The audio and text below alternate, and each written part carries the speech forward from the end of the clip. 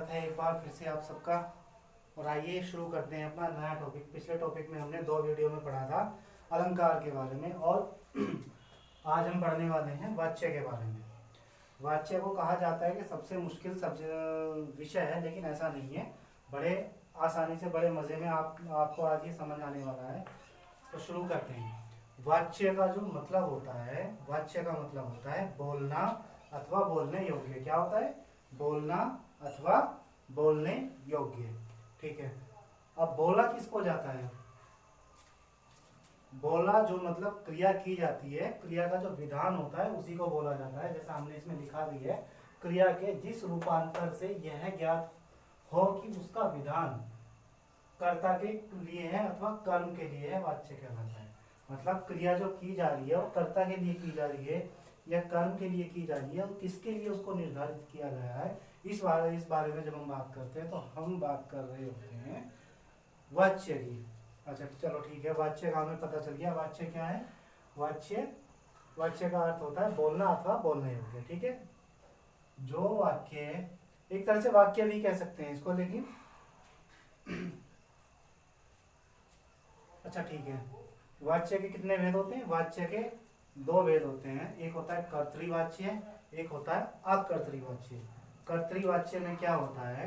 कर्तृवाच्य में जो क्रिया का विधान है वो केवल कर्ता के लिए होता है। ठीक है। इसमें कर्ता मुख्य होता है, कर्म की ज्यादा प्रधानता इसमें नहीं होती है। जैसे हमने लिखा भी है इसमें, कर्तृवाच्य में कर्ता की प्रधानता होती है, वह सकर्मक एवं अकर्मक दोनों क्रियाओं का प्रयोग होता है। ठीक है।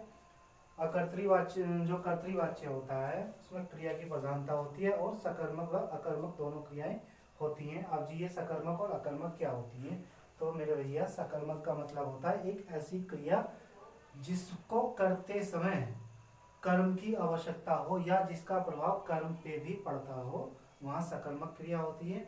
और अकर्मक क्रिया का मतलब है जहाँ कर्म की आवश्यकता ही ना हो, या जहाँ पे कर्म अवेलेबल ही ना हो, कर्म हो ही ना, या कर्म की आवश्यकता ना हो, या क्रिया का प्रभाव कर्म पर ना पड़े, वहाँ क्या होता है? हमारा अकर्मक क्रिया होती है। ठीक है। अकर्मक और सकर्मक का अंतर हमें समझ आ गया।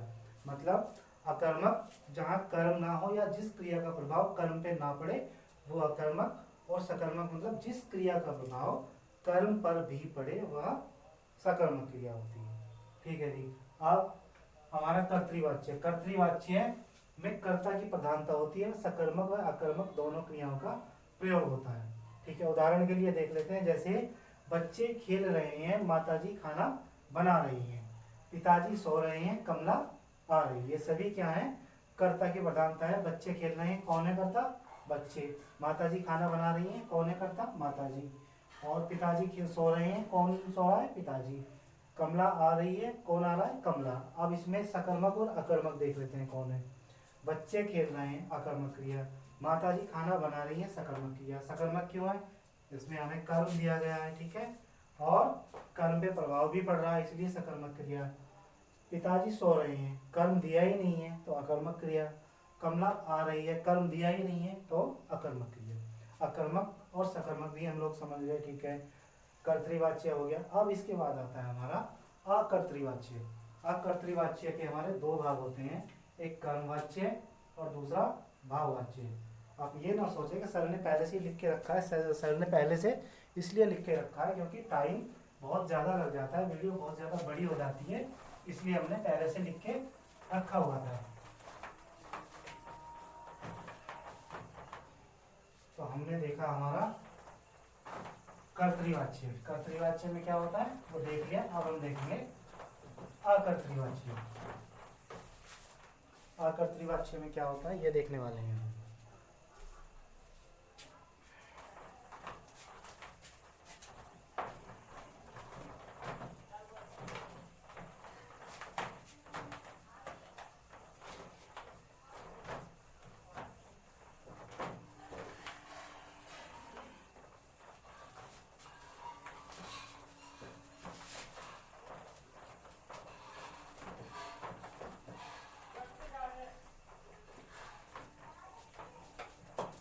ये वाच्य की वीडियो जो है हमारी मुख्यतः 10वीं क्लास के बच्चों के लिए है। आप चाहें तो अपने नोट्स भी यहाँ से तैयार कर सकते हैं, आपको कोई दिक्कत नहीं आने वाली है। और एग्जाम में ये वीडियो आपके लिए बहुत यूजफुल होने वाली है। हमने क्या पढ़ा अभी तक इसमें? वाच्य किसे कहते हैं? वाच्य का अर्थ होता है बोलना अथवा बोलने योग्य। वाच्य के दो भेद होते हैं, कर्तृवाच्य और अकर्तृवाच्य। कर्तृवाच्य में क्रिया की प्रधानता होती है, सकर्मक व अकर्मक दोनों क्रियाएं होती हैं। फॉर एग्जाम्पल जैसे पिताजी सो रहे हैं, माताजी खाना बना रही हैं, ठीक है, राम दौड़ रहा है, रवि खेल रहा है। इस तरह के जितने भी मतलब सेंटेंस आप चाहे बना सकते हैं, उसमें कर्ता होना चाहिए, ठीक है। अब इसके बाद है हमारा अकर्तृवाच्य। नंबर 2 अकर्तृवाच्य। अकर्तृवाच्य के हमारे दो भाग होते हैं। नंबर 1 कर्मवाच्य और नंबर 2 भाववाच्य, ठीक है। कर्मवाच्य और भाववाच्य अकर्तृवाच्य के दो भेद होते हैं। नंबर 1 कर्मवाच्य।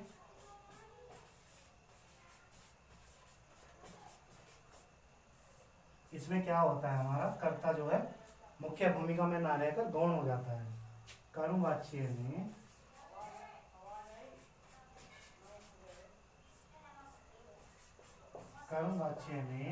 कर्म की प्रधानता होती है।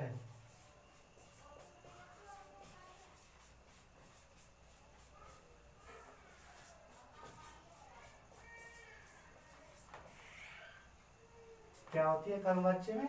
कर्म की प्रधानता होती है, कर्ता को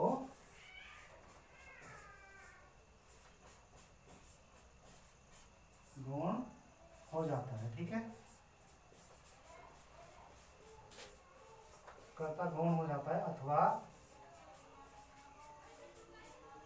कर्ता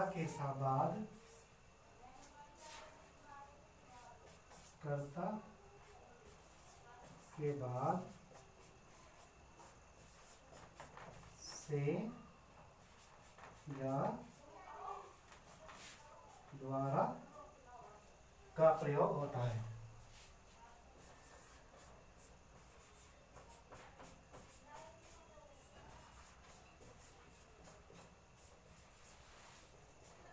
ठीक है बच्चों, कर्मवाच्य में क्या होता है, हमारा कर्ता को गौण मतलब साइड कर दिया जाता है और इसमें कर्म की प्रधानता हो जाती है, ठीक है।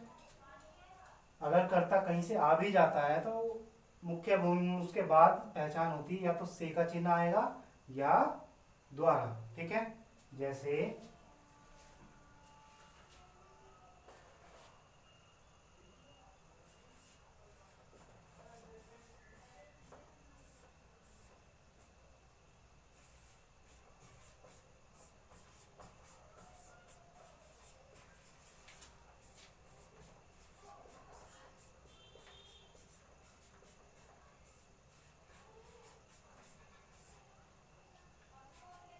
राम से दूध नहीं पिया गया,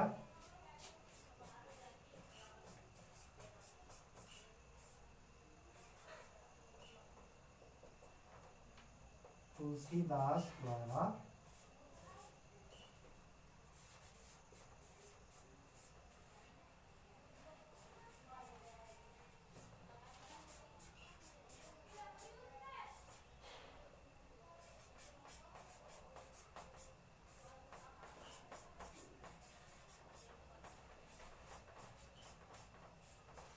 ठीक है।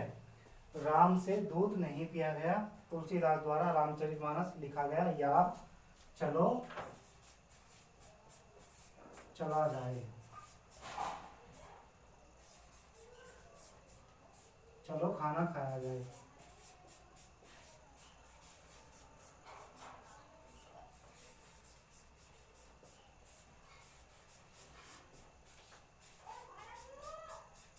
आदि आदि। अब देखो हमने कहा था कर्मवाच्य में कर्ता गौण हो जाता है, या अगर कर्ता आता है तो उसके बाद से या द्वारा आता है, ठीक है, नहीं तो कर्म की प्रधानता होती है। अच्छा जी, अब देखो यहाँ आप कहेंगे सर कर्ता तो आ गया, मैंने कहा था से या द्वारा आता है। ये हमारा से आ गया कर्ता के बाद, तुलसीदास जी द्वारा, यहाँ द्वारा आ गया, इसमें आपको कर्ता नहीं मिलेगा, उसमें आपको कर्ता नहीं मिलेगा, ठीक है। तो कर्म वाच्य में क्या होता है हमारा,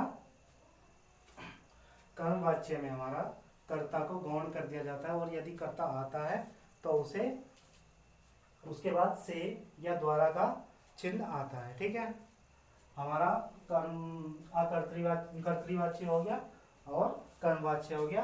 अब नंबर है हमारा भाववाच्य का। देखते हैं भाववाच्य किसे कहते हैं।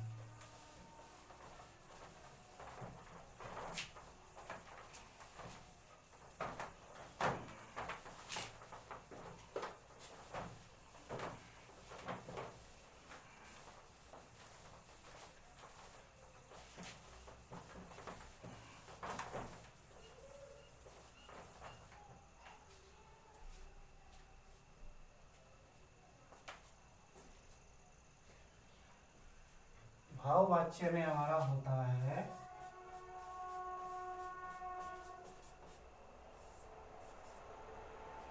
जब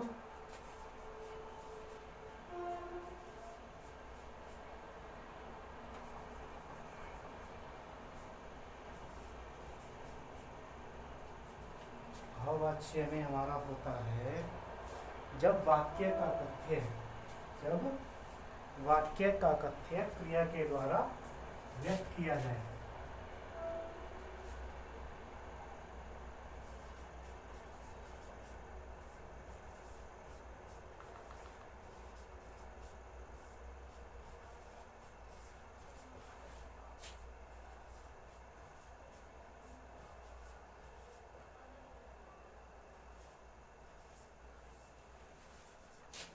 प्रकट हो वहाँ भाववाच्य होता है,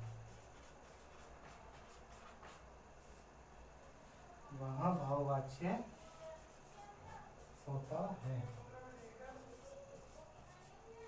ठीक है, इसमें हम एक चीज और भी कह सकते हैं, और वो क्या है,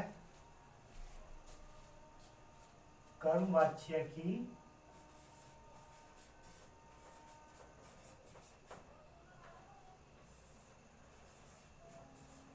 अकर्मक क्रिया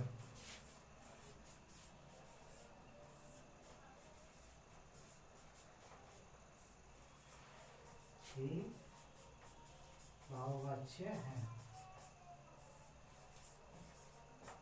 अर्थात आप कहेंगे सर ये दोनों एक कैसे हो जाएंगी, दोनों इसलिए हो जाएंगे बेटा कि इसमें भाव की बात करते हैं हम। ठीक है, जैसे एक बार एक बच्ची ने सवाल भी पूछा था कि सर ये कर्मवाच्य है तो ये भाववाच्य कैसे है, ये मतलब आपने कर्म में लगाया तो ये भाव क्यों नहीं है। अगर आपके पास दोनों ऑप्शन नहीं होते हैं तो आप कर्मवाच्य की जो अकर्मक क्रिया होती है उसे भाववाच्य में लिख देते हैं और वही मतलब उसका वाच्य होता है। जैसे बच्चे खेलेंगे, यात्री छत पर सो रहे हैं, बच्चे खेलेंगे।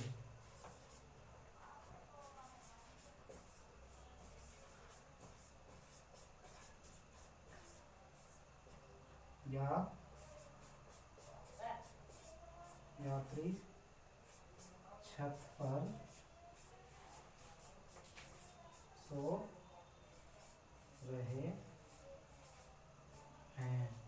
ठीक है, अब ये देखिए अकर्मक क्रिया है कर्मवाच्य की। ठीक है, और माताजी से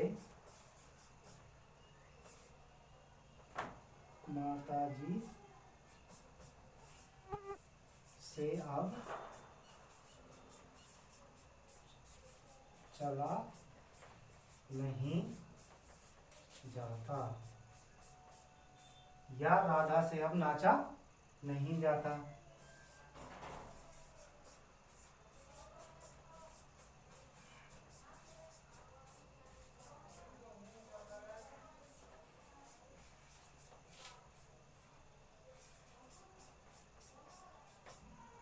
राधा से अब नाचा नहीं जाता।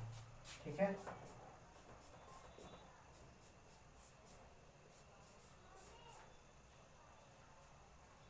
यहाँ हमारी वाच्य की क्लास कंप्लीट होती है। हमने क्या पढ़ा, वाच्य किसे कहते हैं, वाच्य के कितने भेद होते हैं, कौन कौन से होते हैं। कर्तृवाच्य के दो भेद होते हैं, कर्तृवाच्य और अकर्तृवाच्य। कर्तृवाच्य में केवल कर्ता की प्रधानता होती है। अकर्तृवाच्य के दो भेद होते हैं, कर्मवाच्य और भाववाच्य। कर्मवाच्य में कर्ता गौण हो जाता है। यदि कर्ता आता है तो उसके बाद से या के द्वारा, से अथवा द्वारा का चिन्ह होता है। उसके बाद हमारा भाववाच्य। भाववाच्य में क्या होता है, जब वाक्य का कथ्य क्रिया द्वारा प्रकट हो वहाँ भाववाच्य होता है। जैसे बच्चे खेलेंगे, खेलेंगे यानी क्रिया के द्वारा प्रकट हो रहा है। यात्री छत पर सो रहे हैं। ठीक है। अब इसमें एक चीज और भी है, कर्मवाच्य की अकर्मक क्रिया ही भाववाच्य है। ठीक है। अब कर्मवाच्य की अकर्मक क्रिया को भी हम भाववाच्य में रखते हैं। जैसे माता जी से अब चला नहीं जाता, राधा से अब नाचा नहीं जाता। इसके बाद यदि आपको लगता है कोई सवाल आपका रह गया है तो आप कमेंट बॉक्स में बताएं, मैं आपका जवाब दूंगा। धन्यवाद।